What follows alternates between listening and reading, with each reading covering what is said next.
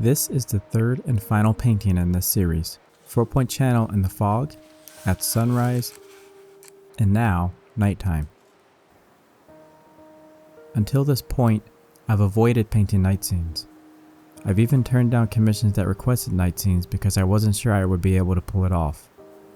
My biggest concern was making the paint dark enough to create enough contrast between the light and dark, and then getting the glowing effect of artificial light at night. I painted several studies before jumping into the final painting. The goal was to figure out how I was going to achieve the nighttime effect with glowing lights. I begin the painting in the same way I start a daytime scene, by painting the light. The light goes in where the buildings meet the ground. I use yellow close to light sources and blend into orange on the fringes. The color transition is one of the most important techniques used to achieve the glowing effect. Next, I establish the overall dark mood of the scene by painting a dark blue sky. The wash becomes grayer and darker as I move towards the buildings and horizon. I'm setting up to have maximum contrast between the glowing light and the surrounding darkness. Before the sky dries, I paint the zone where the background meets the glowing light. I use shades of orange while making sure to soften the edges.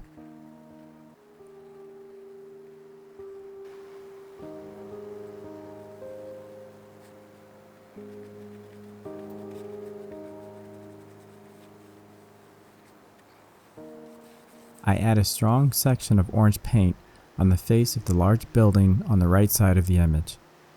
As one of the focal points in the image, I want this part of the painting to stand out in the final composition. At this point, the image is still relatively flat.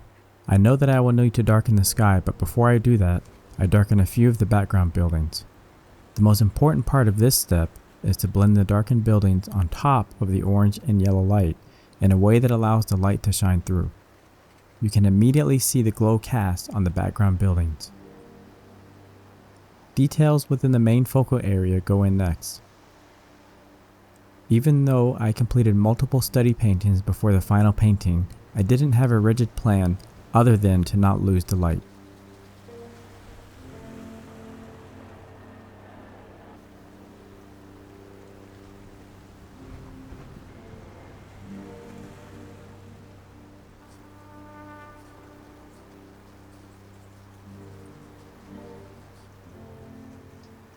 Once the right side of the painting reaches a good point, I paint the bridge and I work my way to the left side.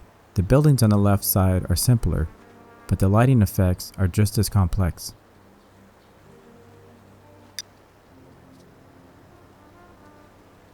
Once the major light sources are in, I paint the reflections and then bounce around the painting, not staying in the same spot for too long.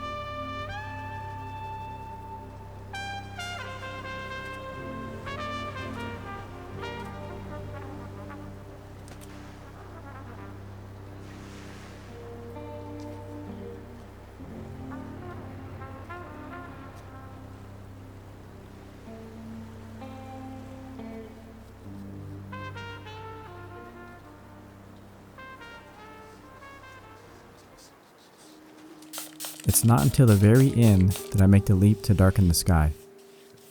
The first wash was inconsistent and not as smooth as I would have liked. The second wash smooths out the sky while darkening it. The darkened sky amplifies the glowing light, completing the effect and the painting.